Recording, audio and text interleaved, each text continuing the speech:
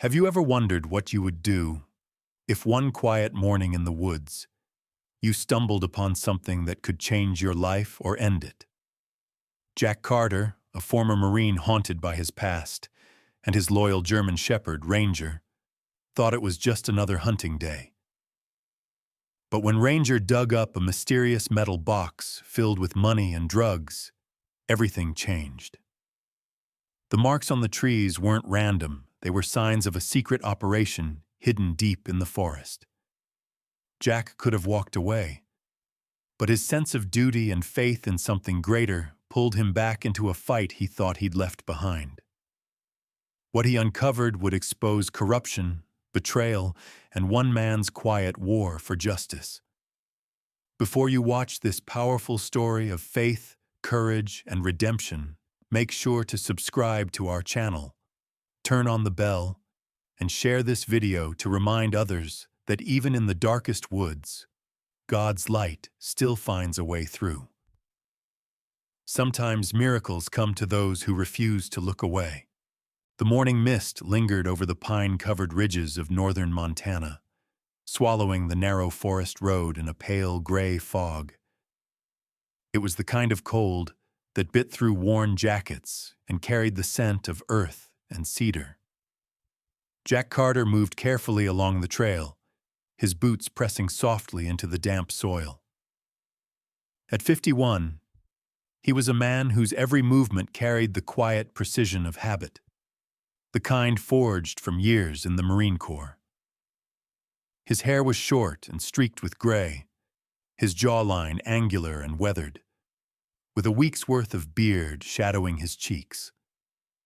A faded scar traced a line from his left temple down toward his ear, a remnant of a shrapnel wound in Fallujah that never quite healed. He had the look of someone who had seen too much, but learned to carry it with stoic grace. Beside him trotted Ranger, a 6-year-old German Shepherd with a coat of deep black and tan, his muscles shifting under the fur like coiled springs. The dog's amber eyes were alert, his ears perked at every rustle of the forest. Ranger had been with Jack since the day he retired from the Marines. The dog had been trained for search and rescue, sharp, loyal, and fiercely intelligent. Together they shared a bond that went beyond words. Ranger was the only soul Jack trusted without hesitation. They had come out for a morning hunt, though for Jack it was less about killing than about breathing again. After years of noise and chaos, the silence of the woods was his kind of therapy. He carried his old Winchester rifle across his shoulder, the metal cold against his palm. The mist clung to his jacket, and every exhale came out like smoke. The world felt still, except for the rhythmic crunch of their steps and the occasional flap of a distant raven's wings. As they moved deeper, the terrain sloped downward toward a clearing ringed by aspen trees. The fog began to thin, revealing shafts of sunlight breaking through the branches. Jack knelt to check a set of deer tracks, his gloved fingers brushing the damp prints. That was when Ranger suddenly stiffened, ears straight up, nose twitching. The dog took a few cautious steps forward, then started digging near a mound of fallen leaves and old moss. "What is it, boy?" Jack murmured, lowering his rifle and moving closer. Ranger's paws tore through the soft earth, revealing the edge of something metallic. Jack crouched beside him, brushing away the dirt. It was a large, rusted metal box, old but solid, the kind that looked military grade. His pulse quickened, memories flashing unbidden, supply caches, ammo crates, things men buried in deserts long ago. He hesitated, glancing around the empty woods. The box had no lock, just a corroded latch. Jack pried it open carefully. Inside, beneath a layer of tarp and plastic wrap, were tightly sealed packages, white bricks stamped with faded logos, and stacks of $100 bills bound in rubber bands. He froze. the weight of what he was seeing sinking in, like ice water down his spine. Drugs, money, and lots of it. He scanned the surroundings again, instinctively slipping back into the vigilance of a soldier. Then he noticed it, a crude X carved deep into the bark of a nearby pine tree. The edges were fresh, not weathered. Someone had marked this place deliberately, a drop point, a rendezvous. His heartbeat slowed as his mind began to work. This wasn't random. This was a spot used by someone who thought it was secret. Ranger growled softly, his gaze fixed on the trees beyond. Jack followed his line of sight, but there was nothing, only fog rolling through the undergrowth. Still, the unease stayed with him. He could almost feel eyes watching. He knelt beside the box again, fingers brushing over the money. Every instinct told him to walk away, call the sheriff, let the law handle it. But another instinct, older, harder, told him to wait. Over the years, Jack had learned that not everything was what it seemed. He had seen too many operations gone wrong because someone acted too soon. And besides, small towns like Clearwater didn't have the kind of resources to deal with organized criminals. If this stash belonged to a cartel or a ring using the forest as a drop zone, one wrong move could put the entire town in danger. He exhaled slowly, the fog catching in his breath. "We're not touching it," he said to Ranger, voice low but steady. "Not yet." Ranger whined softly, circling the box before sitting down beside it, as if understanding the gravity of the find. Jack reached into his backpack and pulled out a small folding shovel. He began to cover the box again, layer after layer of soil and dead leaves, tamping it down until the earth looked untouched. Then, drawing from old habits, he made a subtle mark of his own. 3 small scratches on a rock nearby, something only he would recognize. When he finished, he stood and scanned the tree line again. The forest was silent except for the whisper of wind through the branches. The quiet felt heavier now, almost suffocating. He started back toward the truck, keeping Ranger close. The dog stayed alert, tail low, occasionally glancing over his shoulder as if expecting someone, or something, to appear. The trail seemed longer on the return, every rustle amplified, every shadow sharper. Halfway back, they reached a ridge overlooking the valley. Jack paused there, resting his rifle against a fallen log. He looked out over the sea of trees and thought of the town below. Clearwater, population barely 3,000. Good people, most of them working 2 jobs just to keep the lights on. He thought of the kids playing near the gas station, of the widow who ran the local diner, and he thought of the kind of men who used places like this to move their poison unseen. His jaw tightened. He couldn't just hand this over without understanding who was behind it. If he told the sheriff now, word could leak, and those men would vanish like ghosts before the law could even act. He had to be sure. He had to see who came for that box. Ranger nudged his leg, as if sensing his thoughts. Jack gave a faint smile, scratching the dog's neck. "We'll keep watch for a while, huh, partner?" The German shepherd wagged his tail once, a silent agreement between 2 soldiers who'd fought too many unseen wars. As they reached the truck, a battered Ford pickup coated in mud, Jack took one last look toward the fog-veiled forest. He could still picture that carved X on the pine bark, glowing faintly in the morning light. Whatever was happening out there wasn't over, and he had a feeling it was only a matter of time before the forest stopped being silent. He climbed into the truck, started the engine, and drove down the gravel road, his reflection flashing in the rearview mirror. Hard eyes, steady hands, a man carrying both scars and purpose. Ranger sat upright beside him, head out the window, the wind ruffling his ears. Neither of them looked back, but both knew exactly what lay buried behind them, and that they'd be returning soon. 3 nights had passed since Jack Carter and his German Shepherd, Ranger, stumbled upon the buried box. The fog had lifted from the Montana Valley, but the air still carried a sharp chill, thick with pine resin and the scent of wet moss. Jack had spent those days preparing, methodically turning the woods into his watchtower. He had pitched a small camouflage tent roughly 300 meters from the clearing, hidden behind a thicket of fir and fallen logs. The camp was simple but efficient.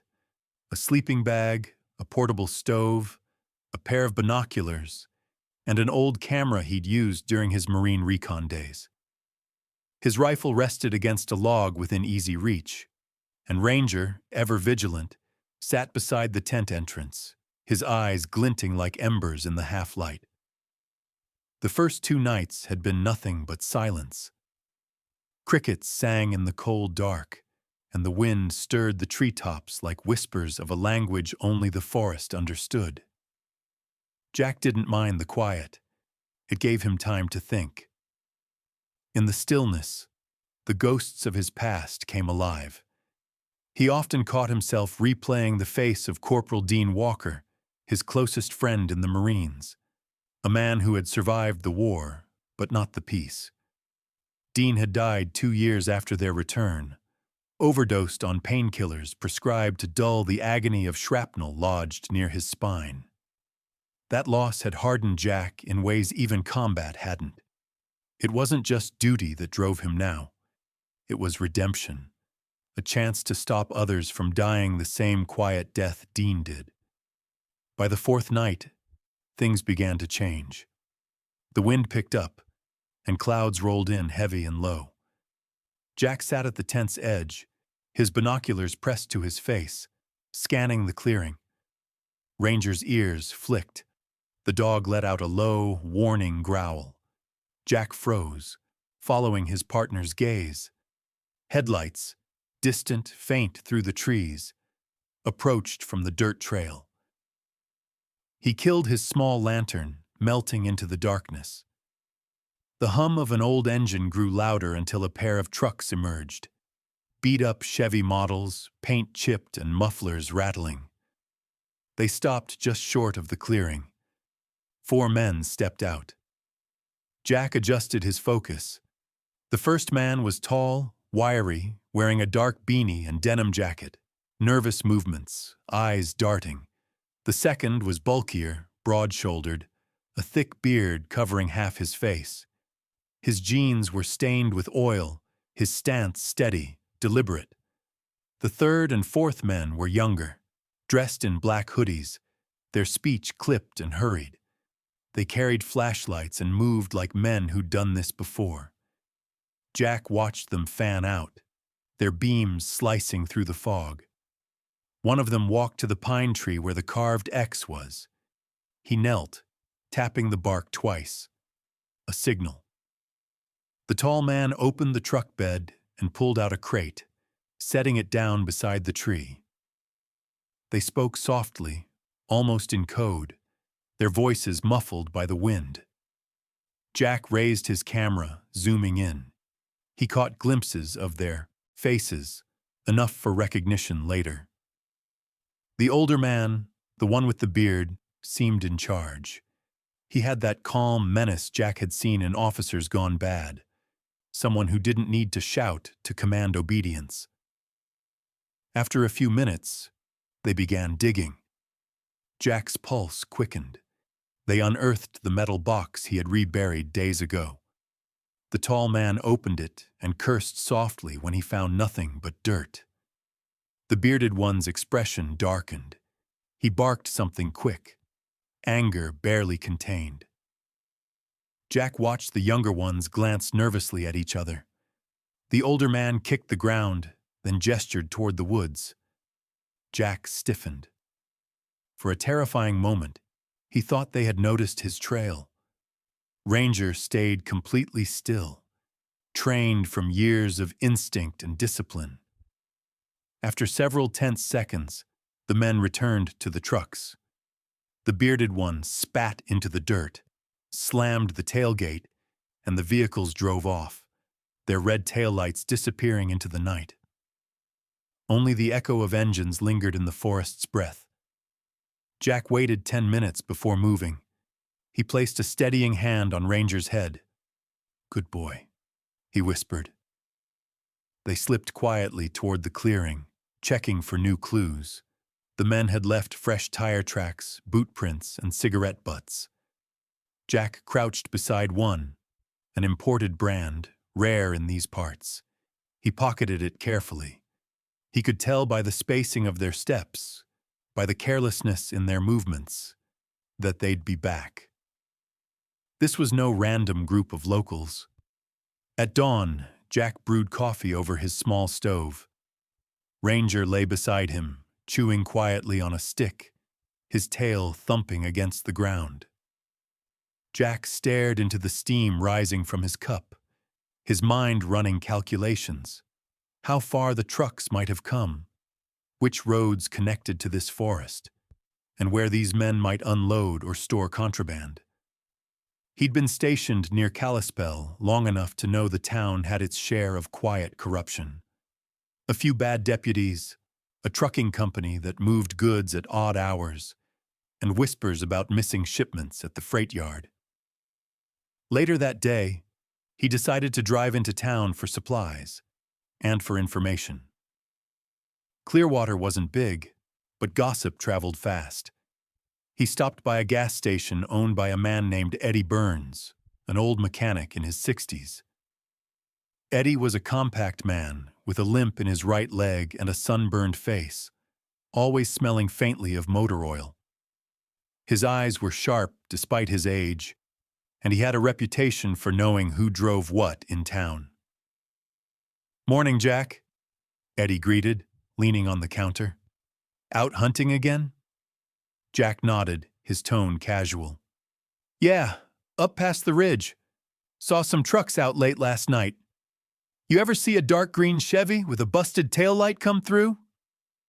Eddie scratched his stubbled chin. "Green Chevy, yeah. Think I patched one up for a fella named Doyle a few weeks back. Didn't talk much. Paid cash. Big guy, beard like a bear." Jack's mind clicked. The bearded man from the clearing. He offered a brief smile. "Appreciate it, Eddie." Then he bought a pack of jerky and left. As he drove back toward his hidden camp, the sky turned gold with the setting sun. Ranger leaned against the passenger seat, his head resting on Jack's arm. The woods awaited them again, quiet and patient. Jack knew this was just the beginning. Whoever these men were, they'd return. And next time, he'd be ready. By the next morning, Jack Carter had mapped every dirt road leading out of Clearwater. His truck rolled quietly through town at sunrise, the streets still empty except for a few delivery vans. Ranger sat upright on the passenger seat, alert as always, his gaze tracking every movement outside. Jack's mind replayed the night before. The green Chevy, the bearded man, the way they'd reacted when the box was missing. It wasn't random. This was a route, a system. He needed proof before calling in law enforcement, because once the law stepped in too early, the trail would vanish.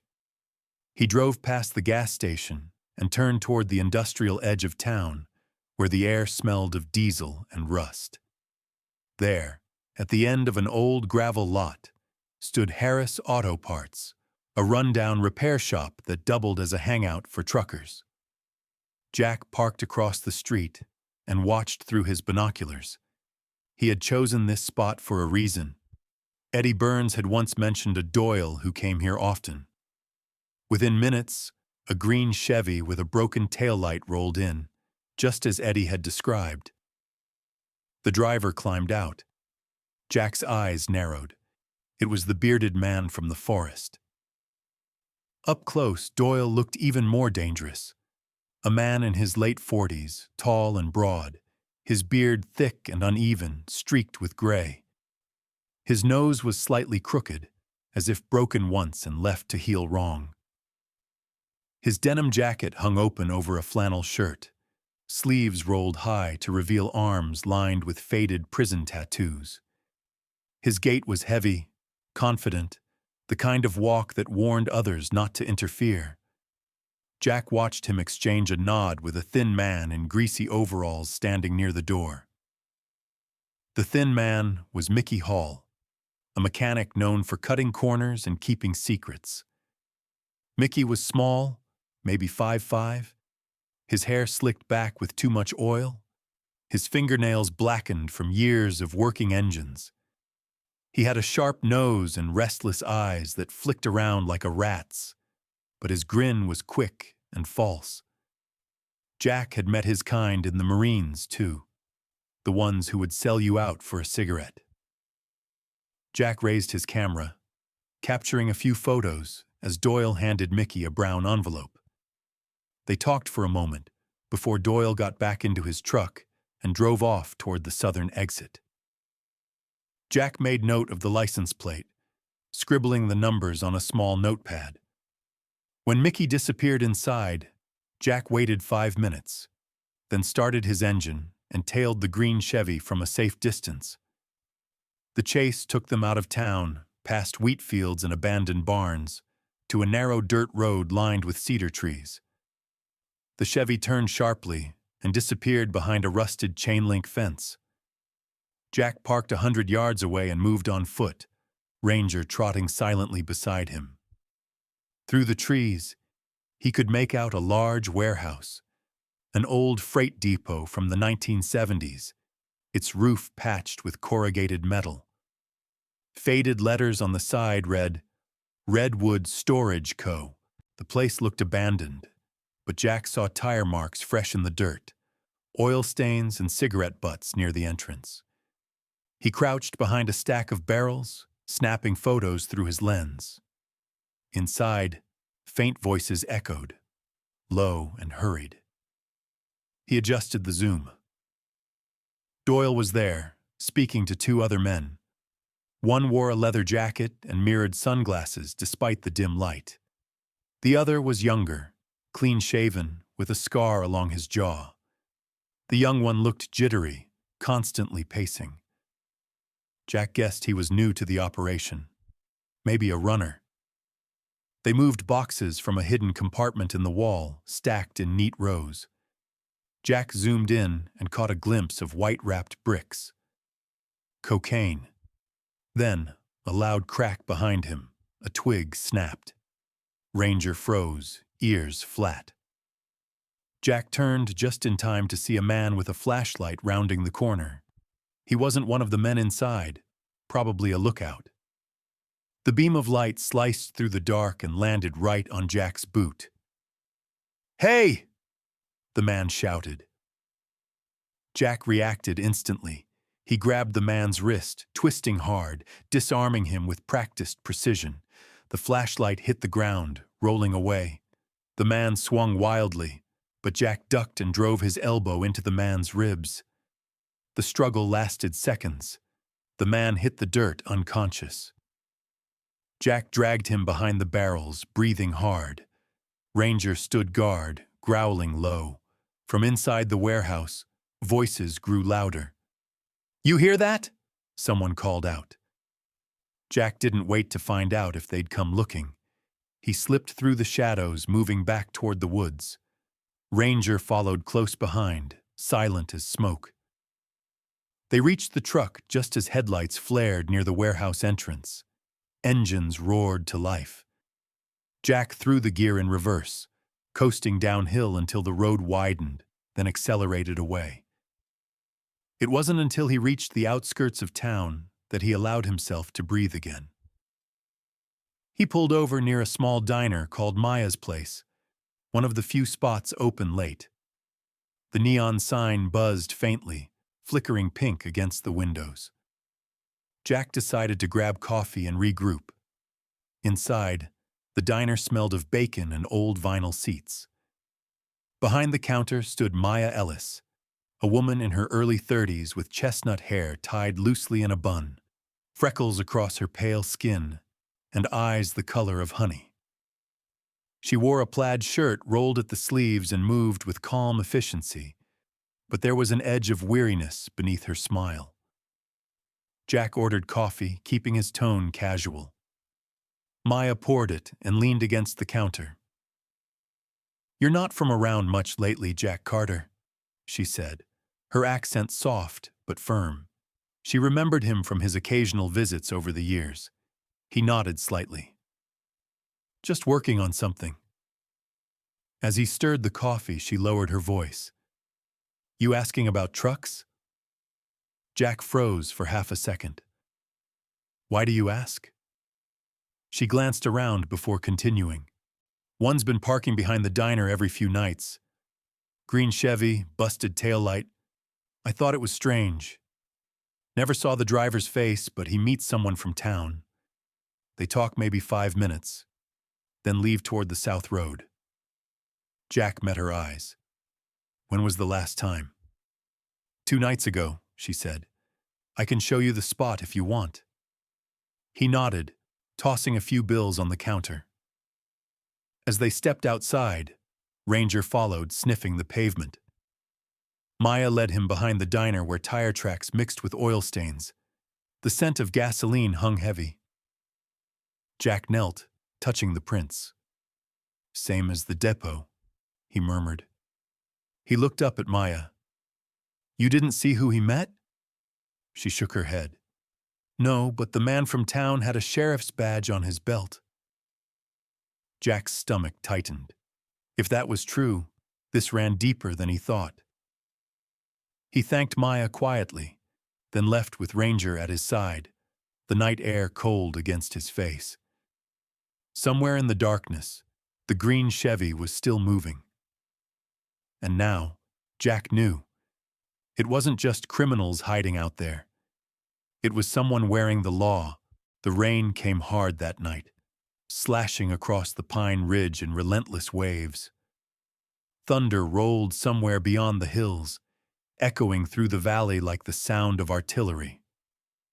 Jack Carter stood beneath the tarp he had rigged between 2 trees, the glow of his flashlight hidden beneath his jacket. Ranger sat at his side, soaked but steady, his fur darkened by the storm. It had been 3 days since Maya told him about the sheriff's badge, and now he had a plan. Risky, but the only one that made sense. He decided not to go to the local station. The thought of walking into a department that might be compromised made his gut twist. Instead, he reached out anonymously to one man he still trusted from his Marine days, Sergeant Ray Collins, now a deputy in a nearby county. Ray was in his late 40s, with salt and pepper hair cropped close to the scalp, a square jaw, and a calm, analytical demeanor that came from 20 years of dealing with both soldiers and criminals. Ray had always been the kind of man who listened before acting. They'd served together once in Iraq, and Jack knew he could rely on him. Jack had sent Ray the photos, the coordinates, and the plan. The drop was happening again that night. The same depot, same route, and most likely the same men. Ray would come in from the north with a small team, quiet and unmarked, while Jack observed from the ridge. If things went wrong, Jack would move in with Ranger and draw attention away from the officers. At 10:37 p.m., headlights appeared through the rain. Jack lowered his binoculars. 2 trucks and a black SUV pulled up to the clearing. The engines idled as men climbed out, their outlines distorted in the sheets of rain. Doyle was among them, his heavy frame unmistakable. He barked orders, pointing toward the pine tree. Another man stepped out from the SUV, tall and lean, wearing a sheriff's jacket and a baseball cap pulled low. Jack felt his stomach drop. The badge on the man's belt gleamed faintly when the lightning struck. It was Sheriff Alan Briggs. Briggs was well known in Clearwater, a man in his mid-50s with neatly combed gray hair, a clean shave, and the easy smile of a politician. He'd always been polite to Jack, even helped organize veterans' fundraisers. But Jack could see it now, the calm arrogance in the sheriff's posture, the way Doyle deferred to him. Briggs wasn't just involved, he was running the operation. From his vantage point, Jack watched Briggs take a duffel bag from the SUV and hand it to Doyle. The big man opened it, inspecting the contents, bundles of cash wrapped tight. In return, Doyle passed over a crate from the truck bed. Even from a distance, Jack could see the white bricks inside. Drugs for money. Everything lined up. Jack whispered, "Now," into his earpiece. Static crackled, then Ray's low voice replied, "Copy that." Moving in. Moments later, movement flickered through the trees, dark figures advancing, quietly, rifles at the ready. But before they could close in, one of Doyle's men spotted something. "Lights in the woods!" he shouted. Gunfire erupted instantly, tearing through the rain. Muzzle flashes lit the clearing. Jack ducked behind a log as bullets splintered bark nearby. Ranger barked sharply, then crouched low, waiting for Jack's signal. Through the chaos, Doyle fired wildly while Briggs ran for the SUV. Jack sprinted from his cover, tackling one of the gunmen near the second truck. They wrestled in the mud, Jack landing a sharp elbow that dropped the man unconscious. He grabbed the man's pistol, rolling behind the vehicle for cover.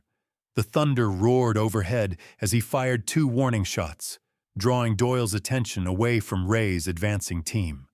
Ray and his men moved fast, taking down 2 suspects near the edge of the clearing. One shouted surrender. Another tried to flee, but Ranger lunged, knocking him down, teeth gripping his arm until he dropped his weapon. Jack yelled, "Good boy!" and pressed forward.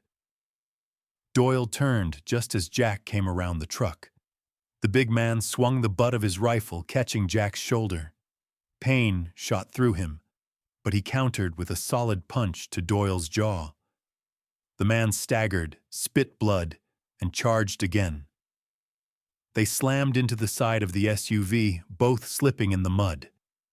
Jack fought with brutal efficiency, Marine training turning every motion into instinct. Finally, he drove his knee into Doyle's ribs, wrenching his arm behind his back.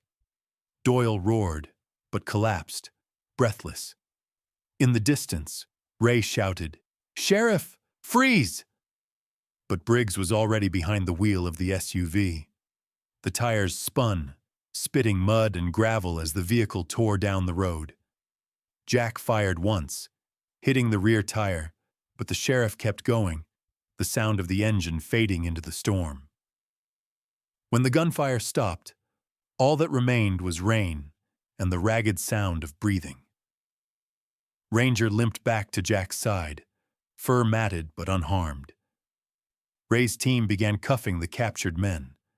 Flashlights cut through the darkness, revealing the mess. Drugs scattered, mud churned, the trucks riddled with holes. Ray approached, water dripping from his cap. "You all right, Jack?" he asked. Jack nodded, wincing. "Yeah, but Briggs got away." Ray exhaled slowly. "We'll find him. You did good tonight." Jack looked out into the rain, where the road disappeared into the woods. "No," he said quietly. "It's not done yet." Lightning flashed again, illuminating the scene. Fallen men, shattered crates, and the carved X on the pine tree standing like a warning. The storm had washed away the evidence of everything except the truth. Clearwater wasn't as clean as it seemed. Jack patted Ranger's neck. "Let's get you home, partner," he muttered. The dog's ears twitched, and together they walked toward the faint red lights of Ray's convoy, leaving the wreckage behind. The rain had finally stopped by morning. leaving the air heavy with the smell of wet pine and gunpowder. The clearing was cordoned off now. Yellow police tape fluttered between the trees, and headlights from parked cruisers cut through the mist.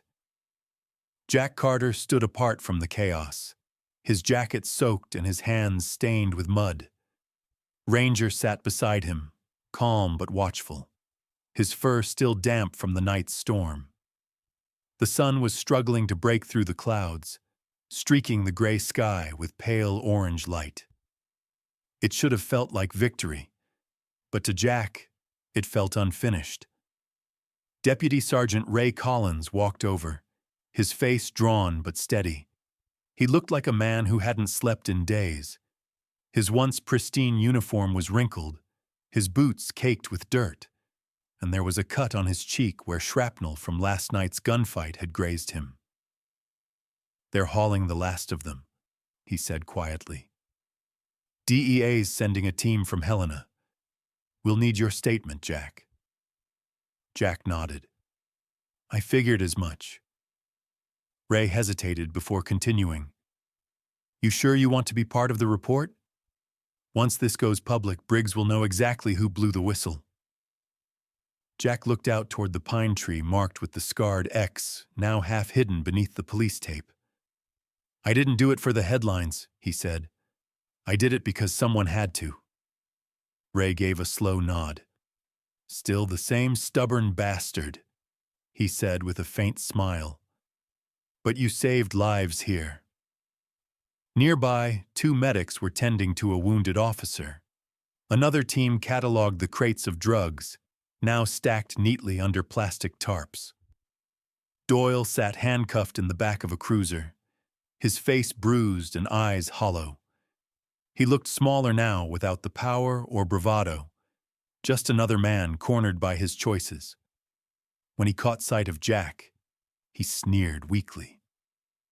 Jack didn't respond. He had seen that kind of defiance before in war, men who couldn't face what they'd become. Ranger barked once, sharp and low, as if sensing the tension. Jack reached down and scratched behind his ear. "It's over, boy," he murmured. But part of him knew it wasn't. Briggs was still out there. Hours later, at the Clearwater Sheriff's Office, things grew complicated. Reporters had arrived, flashing cameras, firing questions that no one wanted to answer. Jack kept his distance in the corner of the lobby, watching as officials exchanged hushed arguments.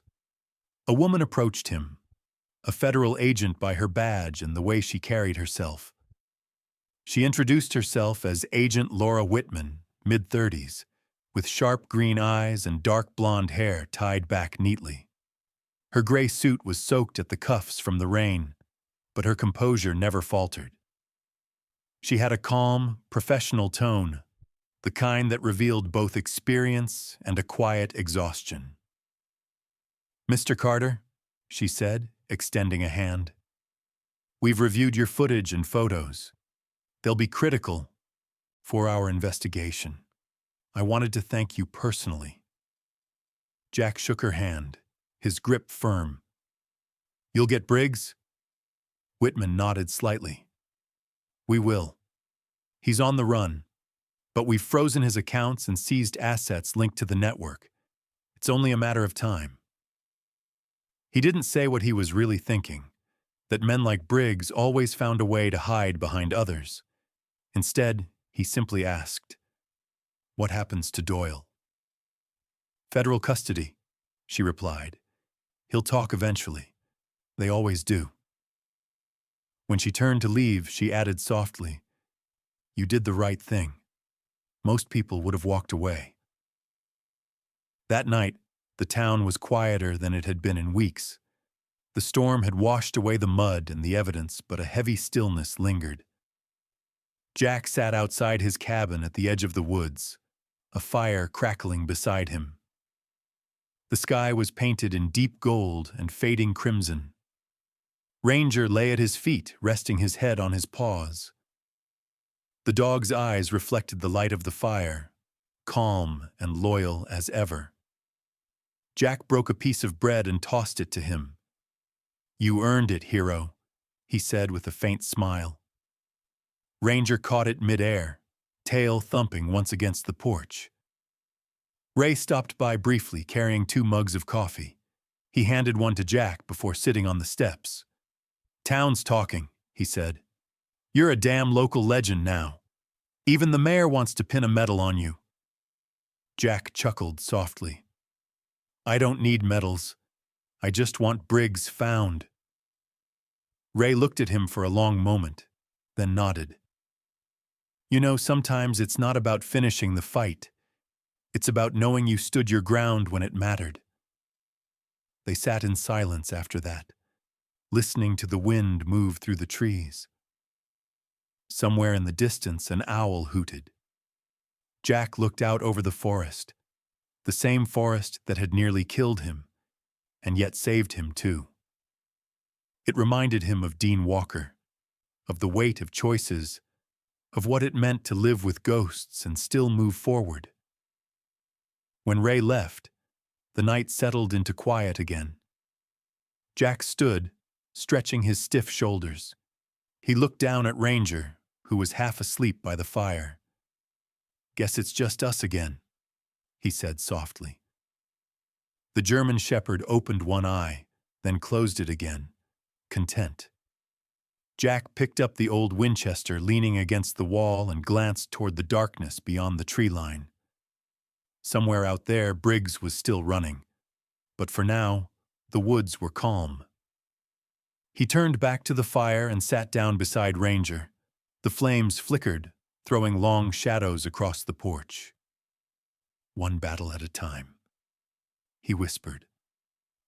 The wind answered with a sigh through the pines, and for the first time in a long while, Jack felt something close to peace. Sometimes, miracles don't come with thunder or light from the heavens. They come quietly, through ordinary people who choose to do the right thing when no one is watching. Jack Carter never asked for glory or reward, but in his courage, in that single moment of standing up for what was right, God's light found a way through the darkness. It reminds us that even in the most silent corners of this world, goodness still breathes. In the loyalty of a dog, in a man's conscience, and in the hands that protect without recognition. So tonight, if you're watching this story from your home, remember, faith isn't just found in church walls. It's found in every act of kindness, every honest choice, every battle we fight within ourselves. Because God doesn't always send angels with wings. Sometimes He sends people like Jack, and maybe people like you. May the Lord bless and protect you, your family, and everyone who still believes that light can be found even in the darkest places. If this story touched your heart, please share it with someone who needs hope today. Comment below where you're watching from, and tell us what miracle you've seen in your own life. Don't forget to subscribe and join our growing family of faith and compassion. Together, we keep these small miracles alive. God bless you, and may His grace guide your path always.